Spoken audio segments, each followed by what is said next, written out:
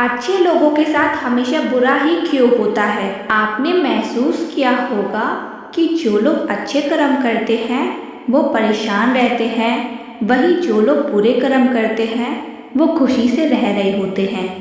अच्छे कर्म करने वाले परेशान होते हैं कि आखिर उन्हें इतनी परीक्षा क्यों देनी पड़ रही है, जबकि जो अधर्म की राह में हैं वो खुश रहते हैं। इसका जवाब श्री कृष्ण ने स्वयं दिया है। भगवत गीता कथा के अनुसार एक नगर में दो पुरुष रहा करते थे।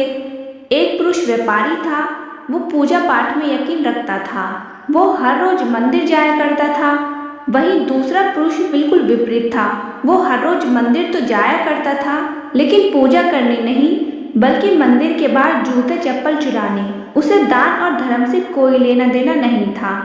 समय बीतता गया और एक दिन बहुत जोर की बारिश हो रही थी। इस वजह से मंदिर में पुजारी के अलावा कोई नहीं था।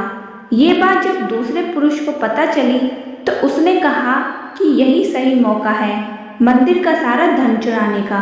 पंडित से नजर बचा के उसने मंदिर का सारा धन चुरा लिया। उसी समय धर्म कर्म में विश्वास रखने वाला व्यक्ति भी मंदिर पहुंच गया।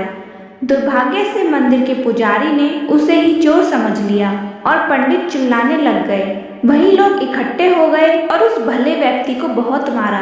किसी तरह वो बचता बचता वहां से निकल गया, लेकिन कुछ समय बाद उसकी बुढ़ापे से मृत्यु हो जाती है। मरने के बाद जब भला व्यक्ति यमराज की सभा में पहुंचा, उसने क्रोधित होकर यमराज से पूछ लिया कि मैं तो हमेशा अच्छे कर्म करता था, दान में विश्वास रखता था, उसके बदले जीवन भर मुझे अपमान और दर्द ही क्यों मिला? इस पर यमराज ने कहा, पुत्र तुम गलत समझ रहे हो।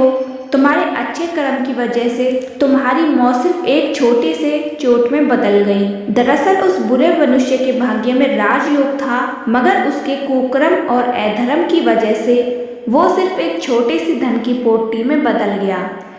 ऐसा सोचना कि भगवान तुम्हारे कर्मों को नज़रअंदाज कर रहे हैं, ये बिल्कुल भी सत्य नहीं है।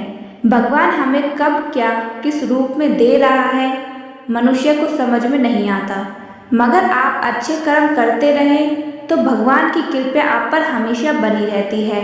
इसलिए अपने अच्छे कर्म को बदलना नहीं चाहिए, क्योंकि उसका फल हमें इसी जीवन में मिलता है, चाहे वो अच्छा हो या बुरा।